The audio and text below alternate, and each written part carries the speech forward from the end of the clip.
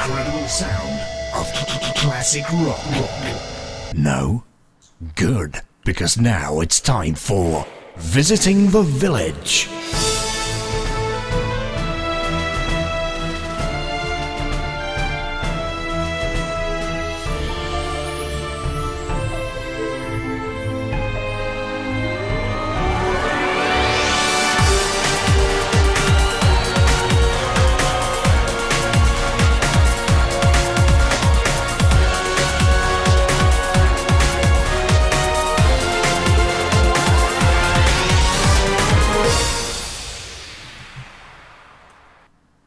Ladies and gentlemen, hello and welcome to episode 54 of Visiting the Village, the gaming show which focuses purely on banality. With me as ever is the immutable Ian Hardingham. We're late in charge. Let's go.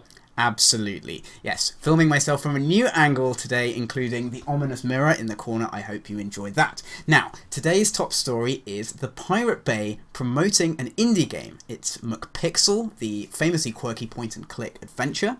What happens is when you go to the Pirate Bay's main site now, you get a giant link for McPixel which points you to a pay-what-you-want page for a limited time only. Ian Hardingham, do you think this should be happening? Yeah, it's pretty interesting. You know, a lot of the people going to the Pirate Bay like games, and a lot of them would not go to a person's website and buy a game in general. And I like the idea of it linking to a pay what you want page, because obviously a lot of people will just pay nothing, but some people will pay something. Apparently he made $134 in the first few hours that was going on, which doesn't seem very much, but I guess it's better than nothing. Yep. It's pretty crazy. I mean, I guess there are moral issues if you don't agree with piracy, and the Pirate Bay is sort of illegal, or whatever that means, in an awful lot of countries. I think it's kind of cool, though. I mean, I think it's the kind of thing I might consider doing after my game had been on sale for 10 years or something.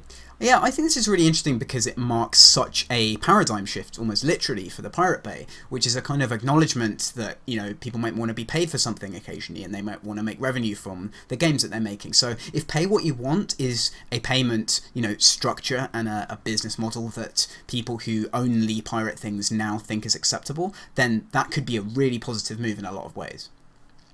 Yeah, I mean, I just want to be clear. Like, I don't think we're commenting on the morality of the Pirate Bay in general. I think it's a pretty dodgy area. I'm not sure I like the idea of these guys profiting from giving links to other things people are getting for free.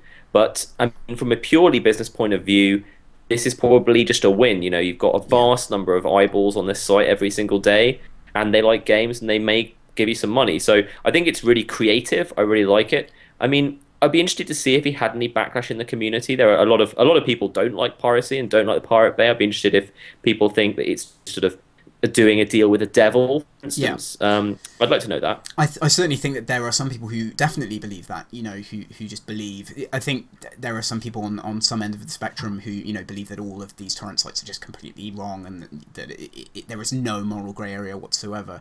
And you know, given that, yeah, I mean, I think it's kind of, the statement is quite complex. It's like, this is a site where you come to get stuff for free that, you know, you would otherwise pay for, but here is a thing that you can pay for. It's definitely interesting. I mean, and of course, there is the positive aspect of those sorts of sites where they're distributing, you know, genuinely free content, and they're providing a means to do that. So if they're now distributing genuinely paid for content and providing a means to pay for it, then I can only see that as a good thing. Yeah, I mean, it's a little bit like some arguments for legalizing drugs. You know, people say people are going to use drugs no matter what the truth of the matter is, and if you have a place where it is legal, then it's going to be a safer thing to do. There's going to be a lot of advantage of that. I'm not saying whether I agree or disagree with that argument, but I could see some arguments for the Pirate Bay. You know, if it's also trying to get some people to pay for things as well, and that's sort of probably better than not doing that. But again, it's so difficult. The whole piracy issue is something which everyone has a completely different point of view on.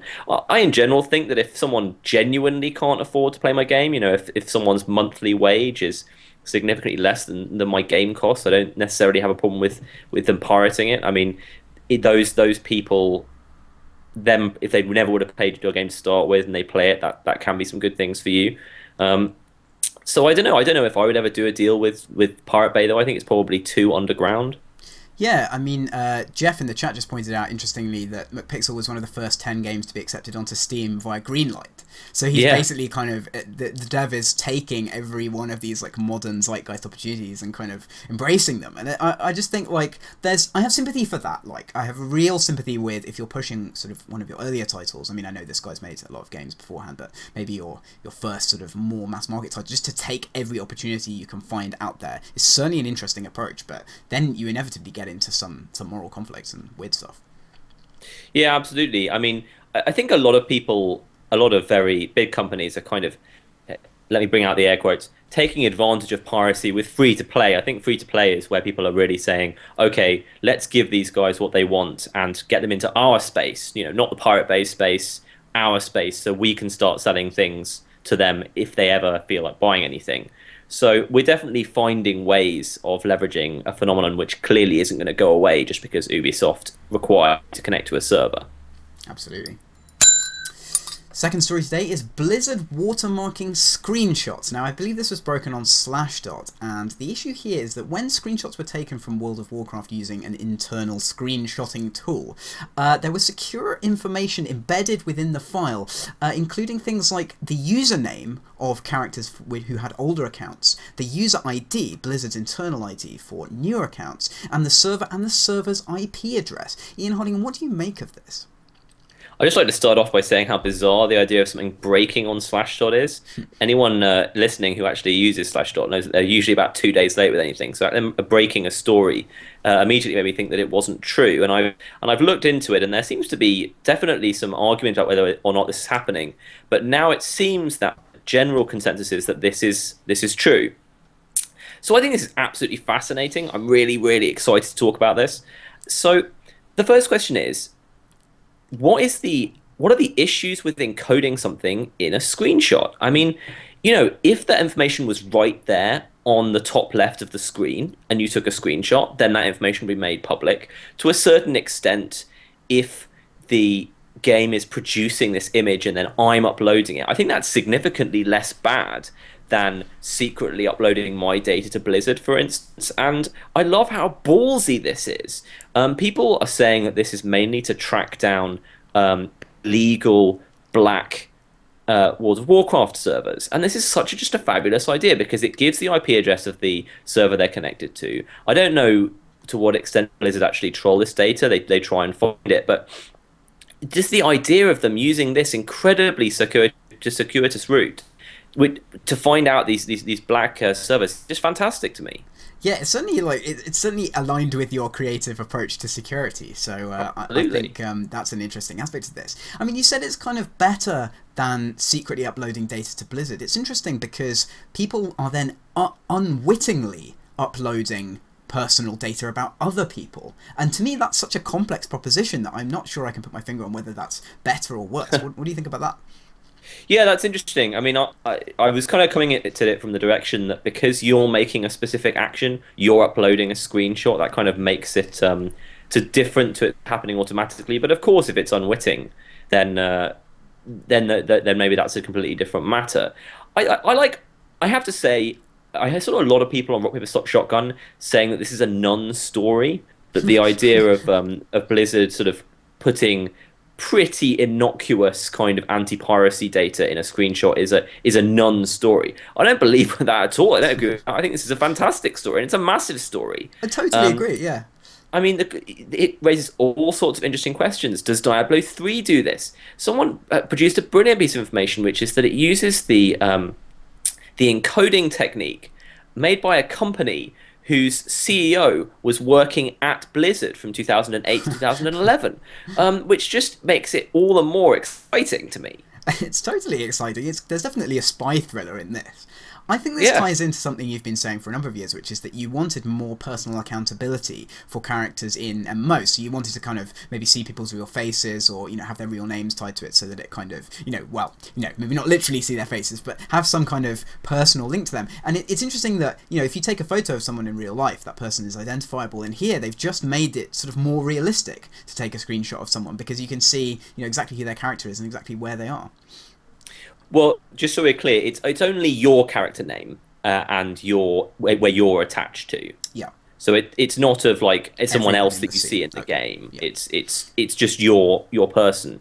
Right. The idea is, I guess if people will be uploading screenshots of them playing on pirate servers. I love the idea because that's the first thing you do. You'd say, "Oh, I made my pirate server work. Look, this is me playing on my pirate server." And I love the idea of that specific action getting you in trouble. It's just so great. That is great. I'm sorry that I slightly misunderstood that. I thought it was much more exciting than it actually was. So it's only the identity of the photographer. Well, then that's right. That's not quite as good. I wanted something that was, magically capturing things in the scene, but I guess that's about 20 billion times harder to make work. Yeah, and again, sort of more morally dubious. Yeah. I'd love to. I'd like to hear what they have to say about it. Again, I'm surprised this story hasn't rolled downhill. Everyone loves giving Blizzard a hard time at the moment, and this seems like something which certain lefty hippie people would get extremely angry about. So again, I'm sort of surprised that this doesn't have any traction. Here's something else that people might get unhappy about. Medal of Honor has some DLC based around the US incursion and killing of Bin Laden. Ian Hoddingham, are games feeding too much off real events? I don't know. I mean, I kind of bring this up. This feels to a certain extent like a conversation we've had before. This seems like sort of games daily news circa 2007. Yeah. I think the idea of really directly modeling Bin Laden's hideout and taking the part of the troops is, though it taken to the nth degree and is a really fascinating idea. It's not something that's attractive to me, but I can imagine it being attractive to me, especially if I was younger or maybe a little bit more gun-ho. I quite like the idea of setting a different kind of game in Bin Laden's exact hideout, though. Like, I'd like to play Thief in a Bin Laden level. Something about that, like a combination of this is a place that existed and has vast resonance. A combination of that and the fact that it's a fantastical thing. That's really attractive to me. I think we're going to tie that in at some point to when we talk about immersion and Dishonored later, because it's kind of similar, like the idea of place in game being really important. But yeah, the sort of the resonance that a real place has, but not necessarily that the resonance of those events is certainly particularly interesting. I mean, just to go back and focus on the events for a second, this kind of thing has been happening a lot, and I think that it's just going to become culturally normative, so it's not going to be an issue anymore, because the developers of these games keep doing it. They keep using real situations, they keep using news. I mean, obviously there's the kind of how soon is too soon aspect, and this has been, it's a long time since this happened, but it's interesting, and I think this is just going to become a way that we culturally process these kind of events. Yeah, I suppose that in 10 years, a news story might be a level that we can play through, sort of a dramatization that happens very quickly.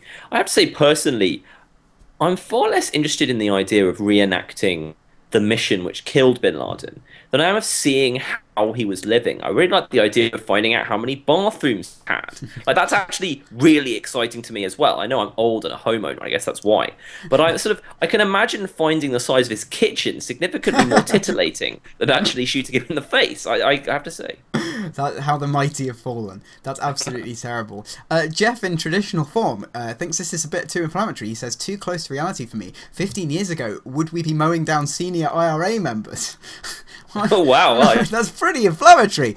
I don't know about this. Like, I just don't know about this controversial aspect of reenacting the killing of someone. I mean, I'm not entirely certain how far this DLC goes in terms of, like, does it have the Bin Laden character model that you're shooting in the face? I don't think anyone knows the answer to that yet. I mean, yeah, I'd love to play a Counter-Strike level based on this, and I'd love to play as Bin Laden, obviously. Of course, with no weapon. I mean, you say too soon, but in 2005, I was genuinely shocked to hear a bunch of Italian kids on my tennis course singing a song that had the lyric, "I love Osama" in it. So, I mean, it's difficult to say that kind of thing. I mean, in terms of mowing down the IRA, I think probably not, only because of the vast extent to which Americans romanticize them. So you're probably playing as the IRA, mowing down English people. Almost certainly, yeah. It's difficult. I think I don't have a giant amount of moral concern over this. I mean, and I don't have any particular kind of, think of the children, argument for this, because kids are going to reenact stuff anyway, and etc. And reenactment is a kind of okay thing, but it certainly doesn't leave a good taste in the mouth. But then I think a lot of that kind of Andy McNabb stuff, for me personally, doesn't leave a great taste in the mouth anyway. And it's certainly within that remit of like real conflict repackaged as entertainment, and then nothing's ever going to change that, frankly. I mean, I think that the real key here, the only reason that things like this are offensive to me, and there's an absolutely amazing advert for Taco Bell or something that basically has like loads of dictators who have all died and are kind of like, I'm next, and it was you know, really, really funny, but also kind of offensive. And I think the reason it's offensive to me is very simply because someone is profiting. I have no problem with people making jokes about these things, but the fact is that Bin Laden is a free and very lucrative IP. Yeah. It's like using Sherlock Holmes. He doesn't have any copyright over him, and it's just that's what bothers me. I think that when you are really directly profiting over something which has caused pain to other people, that's just really complicated. Yeah, absolutely, totally agree. More war now, and the developers of Arma 2 are now dealing with a controversy in which 2 of their number were arrested for spying by the Greek authorities when on holiday. They took some photos of an Air Force base, despite, according to Eurogamer, having been warned not to do so by a fan in the days leading up to the events. So, Ian Hardingham, is this just another case of the real world and games colliding in a kind of awkward and difficult manner? Yeah, I don't know who to be more dismissive of, the Greek government or these idiots. The Greek government do some fairly bad things. The last thing they did in association to video games was to ban them in public because they couldn't work out whether playing a Game Boy was gambling or not. And I think that arresting a bunch of holidaymakers who were taking a picture of something which I presume wasn't all that far away from a random tourist route is a bit over the top as well. On the other hand, you know, if you take a picture of something which looks like a military installation, you can get arrested in America for that. Yeah. So I don't have an awful lot of sympathy for them either. I think this is a pretty good story. This almost sounds like a manufactured story. Like, if Arma 3 was about to come out, I could imagine seeing this as a manufactured headline. Yeah, absolutely. We want realism so much, we got arrested trying to take pictures of Greece. You know? Yeah. I mean, I think a lot of how I feel about this depends on the outcome for me. Like, being arrested for spying, for taking photos, is pretty controversial and difficult, and I think, you know, that's a lot down to the people on the ground who are like, oh no, these guys are taking photos, let's arrest them. And it's what happens then that's really important. And I think, you know, a lot of these stories where, certainly in the US, people have been arrested for photographing, you know, like a street sign or the outside of a building, or, you know, just absolutely bananas things like that. And very rightly, the left wing on the internet and gets incredibly angry about that. I personally, this is one of the things where I agree with that political bent on it. Like, you have to be free to do normal things in public environments, like take pictures of official buildings, without all this stuff, and you have to fight against it. This is different because it's a military installation and it's probably in a quite a secluded area, and it's got more significance than that. So I agree there's a distinction there. Yeah, I find taking pictures an interesting sort of right. I'm trying to work out whether I think it's a basic human right or not. Taking photographs can be used to defend an innocent person an awful lot. Yep. So I think that's pretty important. It can also be used to really sort of to hurt innocent people as well. So I just don't know. I mean, obviously, over-controlling governments are bad, and I think restricting sort of video and stuff tends to be a sign of over-restricted government. But I still kind of I don't immediately know whether I think that being able to take photos of things is sort of an unalienable human right. I think if something is in a public place, so if it's a building in a major city, in the centre of the city, that has an aesthetic impact on that city, I think it's kind of important just creatively that people are allowed to take photos of it in a way which is not sort of poking their camera through the window or trying to take pictures of people coming out or all of those things. And I don't think that it's, you know, someone might be challenged for doing that in a suspicious way. I think that's acceptable, and again, it's like how you handle that. But I just think, yes, my argument is kind of an aesthetic, artistic one, which is that if something is visible to the human eye, if I can go there and look at it, and it's a public thing, then I should be allowed to take a photo of it. Yeah, I mean, I think that freedom of the press is sort of one of the most important things in my own personal moral code, and I think that sort of requires people to take pictures of, in some instances, can be a violation of privacy. Obviously, we're seeing like a massive fallout from the tabloids doing that in a completely unacceptable way. But sort of coming from a maths background, I always like to look at the edge cases. So what would be worse, the press having no freedom to take pictures of people they think are doing something wrong, or the press having too much freedom? I think the worst thing is the press having no freedom. So I guess I go on the side of being able to take pictures. But again, we hear all these horror stories about going to foreign countries and doing things which seem pretty normal to us and get you in real trouble. I mean, it's your responsibility when you go to a country to work out what the laws are. You can't go there and believe that just because you believe these rights are right, that they are the rights that you have in a different country. Absolutely. Political. Sound rather, yeah. We move from real places to fictional ones now, with Rock Paper Shotgun posting a trailer for the upcoming game which we talk about every week, Dishonored. This time they're talking about the architecture, the aesthetic design, and the sense of immersion. So I wanted to ask you a general question. What do you think matters most for immersion in a game? Yeah, this ties into something we were talking about last week, where we were saying that having games that are internally consistent, Minecraft being an uber example of that, where you can see how every single part of the architecture has been constructed, really works for immersion for me. Yeah. So Spelunky is another good example. When you have a very tile-based game, there's something about that which makes the buildings created in that engine feel to me more real and more immersive. I haven't actually read this article, looked at this video, because I'm trying to hide myself as much as possible from the stuff that they're putting out there, because I want to play the game. I have to say though, I don't have a lot of confidence in big AAA studios understanding immersion very well. I find immersion to involve sort of freedom of movement and, no painted on doors and no invisible walls. We're taking really creative approaches to make you believe that you are in a sort of a fully modeled space. One of the problems that I had with one of your favorite games, Bloodlines, is that the hub world didn't feel like a real place to me. It felt very artificial, and the same is true for Thief 3's hub world, which is disappointing because Thief 1 and 2 really sold themselves on how amazingly immersive and coherent each level was. So that though, whatever they think, that's interesting, but I do have a suspicion that Dishonored will fail in areas that I think are important for immersion. Yeah, sure, that's a very good suspicion, I think. I mean, this discussion was mostly about how they started off with a 17th century view of London as the aesthetic, and then what happened was that as the artists got going, they found that they wanted to incorporate some slightly anachronistic elements, and that led to something more fantastical. And the aesthetic they have is very original, and this video really shows how they've managed to create something that I think is really quite exciting. Like, it's not based on any particular lore or fiction that's been pre-existing. They said that they tried to avoid things like Google image search, like the specific way that you do references for games.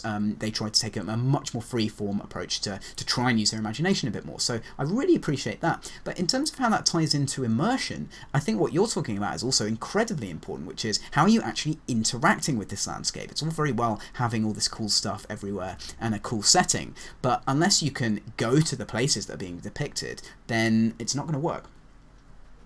Yeah, exactly. I really like the idea of not using Google image search. Whenever you can try and sort of use a new technique to really set yourself apart, I think that's just a really, really good idea. I mean, and again, it depends how you can interact with the environment. One of the problems that a lot of these games have is they don't really let you climb over a lot of the things. Like, one of the great things about Thief was it was quite blocky, and you could use rope arrows and stuff, and really felt that if you could see it, you kind of move there. And that's something that I felt that was existing in, say, Half-Life 1 and not necessarily Half-Life 2. Yeah. As these games get more uber prettily modeled, they have to sort of close off some spaces to be specifically not for walking, because it doesn't make sense with the game's physics, the game's movement, the way those mechanics work. So I think that's important as well. Like, if you have, I'm looking at this screenshot at the top of this article, and I'm looking at it, and again, I'm thinking that looks like a corridor with a pretty sort of thing around it.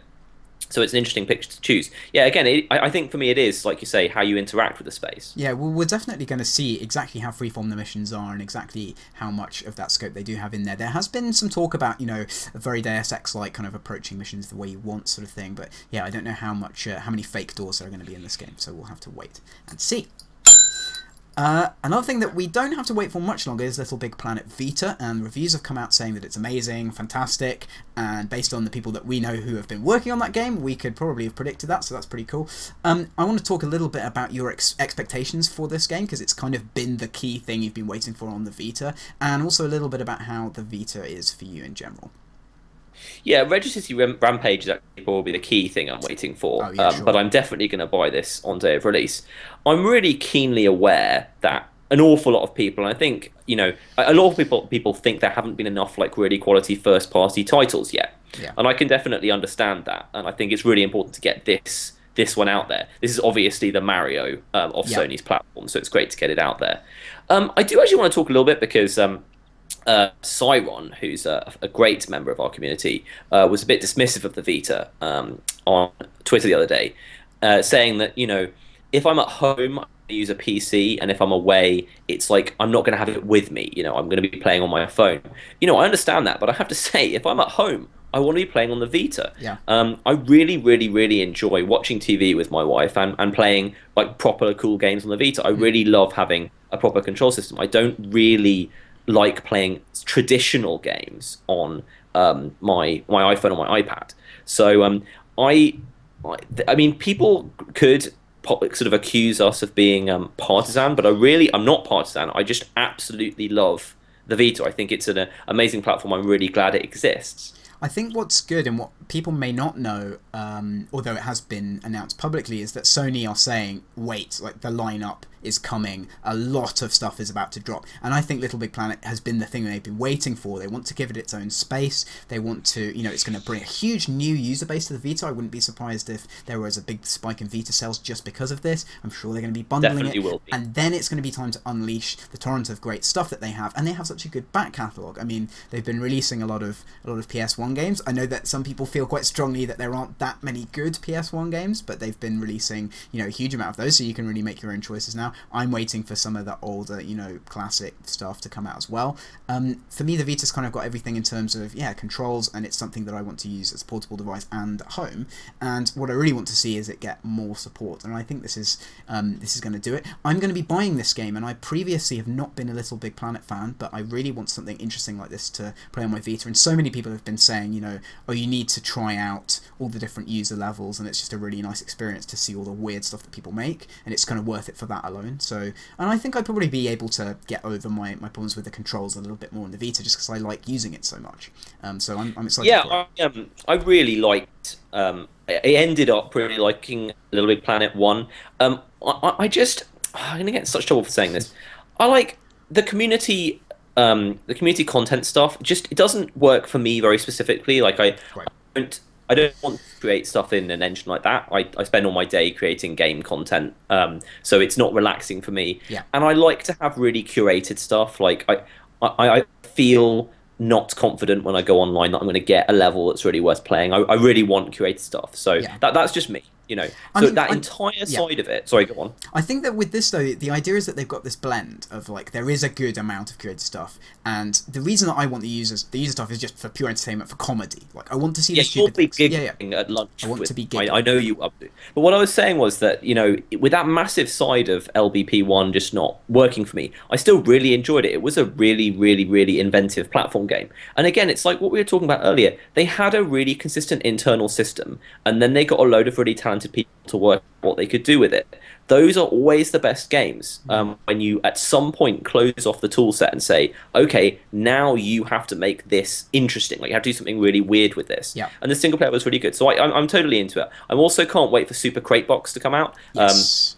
The PlayStation, I think it's branded PlayStation Mobile stuff, which is basically kind of a runtime environment that will run on PS3, Vita, their future consoles, and some of their tablets and stuff. And that's what Super Crate Box is being developed under. That's like a really interesting idea. Like, I think they're trying to find a way of sort of crossing between their like standard stuff and like App Store kind of stuff.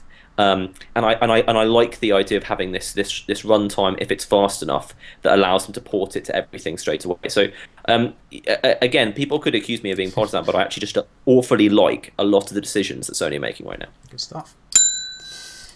Borderlands 2 has a live-action TV and online advert. I think everyone's kind of seen this right now. And I was at my parents' house, and this came on. And my dad worked in marketing for quite a number of years. So I was like, Dad, look at this marketing.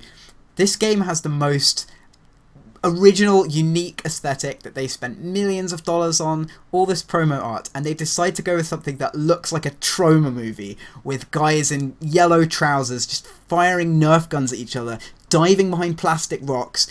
Ian Hodgingham, what is this? Why is this? I found this completely bizarre. I was happily drinking a lot of beer and watching American football with my friends, yourself included, and this came on, and I was just, what? I mean, I was quite drunk at the time. It took me a little while to realise that it was live action, because they're really trying hard to make it look like the game. So I do ask them, well, why on earth didn't you do it in game rather than having all these actors do it?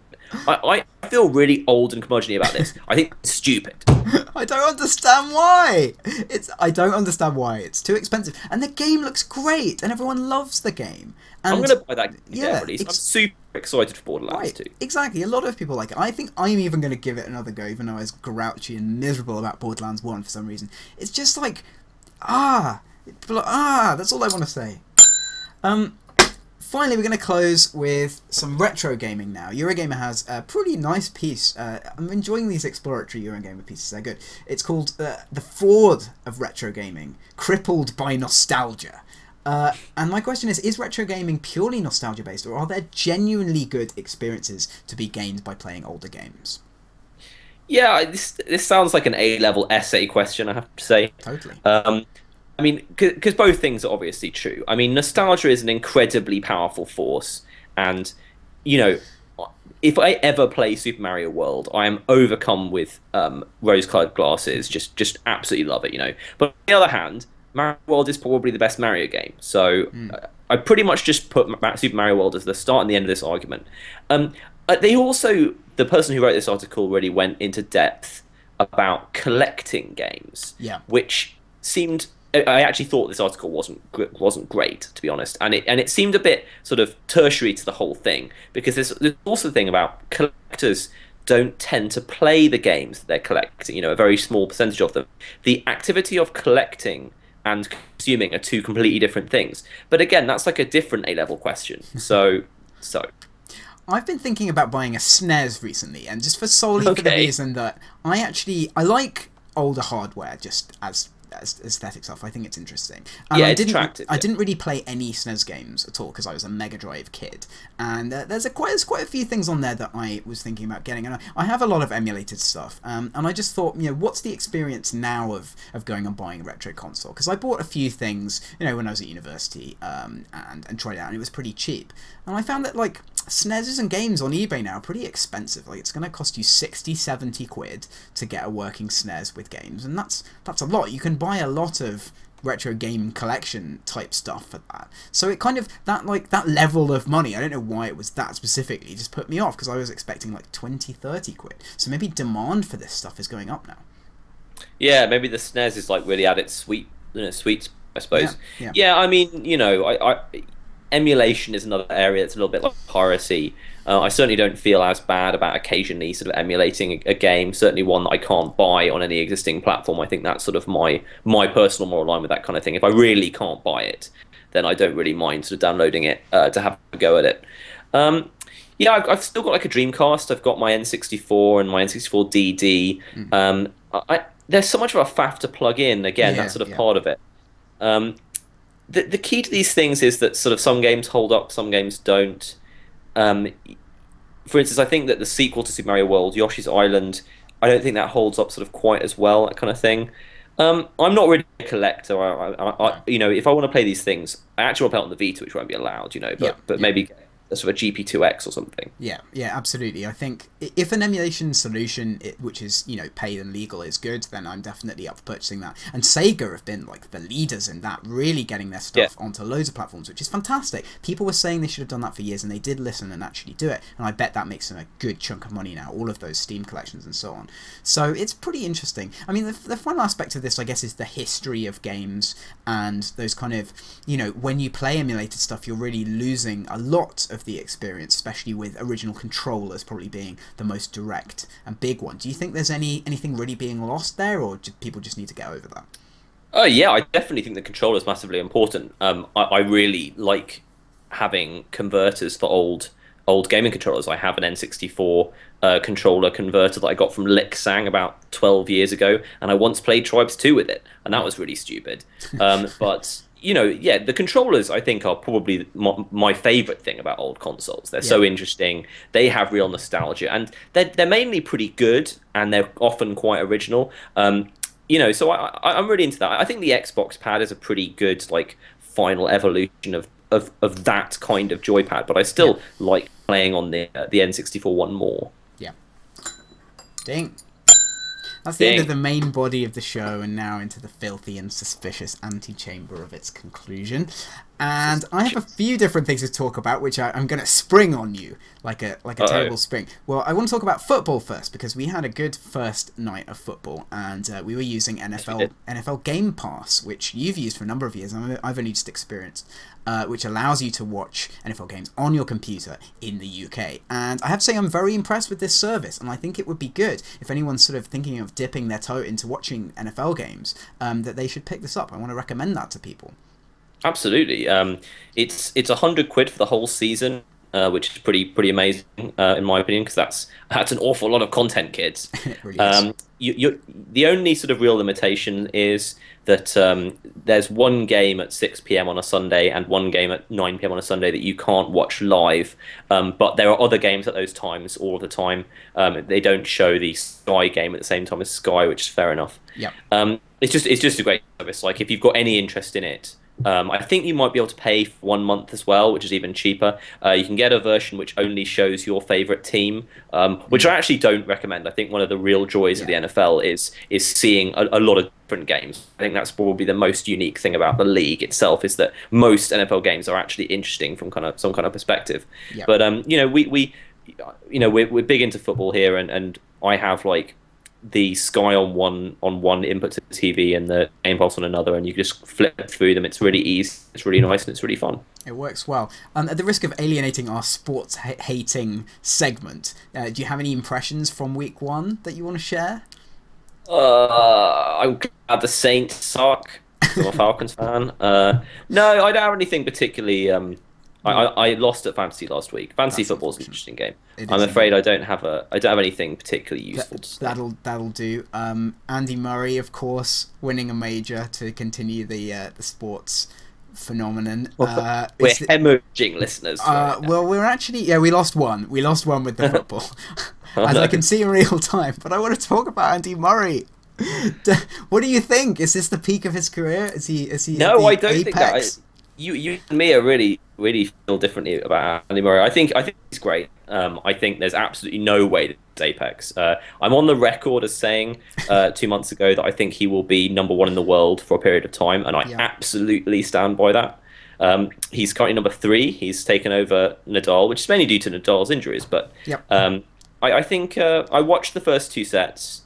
I think that Djokovic is massively overrated because he had an incredibly good year. Yep. I think that people put Djokovic in the same tier as Nadal and Federer, which I think is just wrong, historically speaking. I think that Murray is certainly in the same tier as Djokovic right now, and he's beaten him twice in a row. So fair enough. It was a really great first set. The rest of the match wasn't as great. The first set tiebreak was pretty amazing.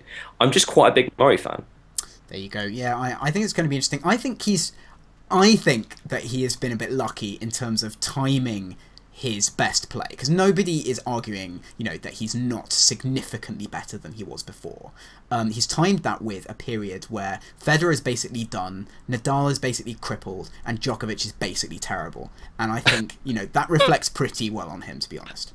That is, I couldn't disagree more with that. The first thing is, it's difficult to argue that he's lucky playing now. This is probably one of the most competitive eras of men's tennis ever, so it's really hard to say that he's lucky. Like, even notwithstanding the fact that Nadal is injured, I think he is lucky that Nadal's injured, because I think Nadal is his worst matchup. Traditionally, I think that's true. I think saying that Federer is done is I just don't agree with that. I mean, he was pretty amazing at Wimbledon.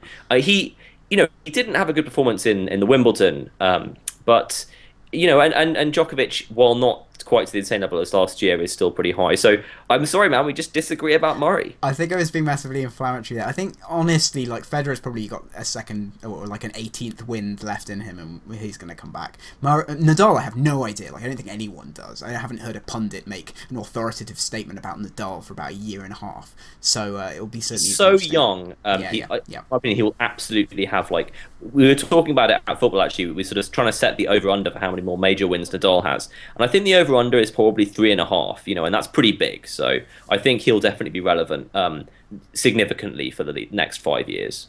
Right, that's the end of Sporting Sunday with Paul and Ian. I want to back to our target demographic. I want to drop a quick movie review. I saw Dread in a cinema where there were 4 people, one of whom was me, and it was, like I've been saying today, it was a bit like the pilot of a TV show. The structure was really weird. It's just kind of a really long action sequence with quiet bits in the middle, and then some sort of fairly ominous dialogue. He's definitely adopted the kind of Tom Hardy school of monotonous responses. It's very much like the comic. Like, Dredd hardly ever says anything other than one-liners, and yes, right, and no, and incendiary, and it's just completely mental.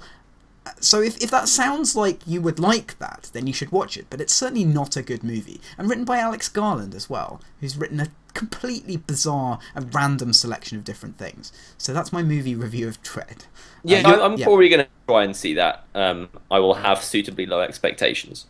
That's fine. Right, thank you very much for listening and watching. If you're watching later do we not on have YouTube, any reader questions or anything? Well, we could do some reader questions, but I think we've outstayed our welcome with the sports and movies. Does anyone in the chat have anything that they want to contribute? I think we should always do reader questions. I always enjoy hearing from our crazy crowds. Well, that's fine, but it depends on, we lost 3 people with the sports section. So we need to, I have to drop the mention in earlier in order to get stuff in time for this segment. If you have anything you wish us to discuss, please speak now. Other than that, if you don't, or forever be silent. Please like the video on YouTube and share it around. We have a new iTunes link now to replace the older iTunes link, so I shall be posting details about that. Do subscribe on iTunes. The blog is visitingthevillage.com, and in the absence of any contributions from the chat, who are being tardy with their vocalization, the only question seems to be no StarCraft today, which is actually true. We almost managed to get through an entire show without StarCraft, whereas the real Paul will be back next week. I'm playing a little bit more actually at the moment, so maybe I can report back on my ladder failings. But that's enough from us. It's enough from me, and it's enough from him. Goodbye. Bye. That's it, children. Time for bed. Don't forget to pay us a visit at www.visitingthevillage.com.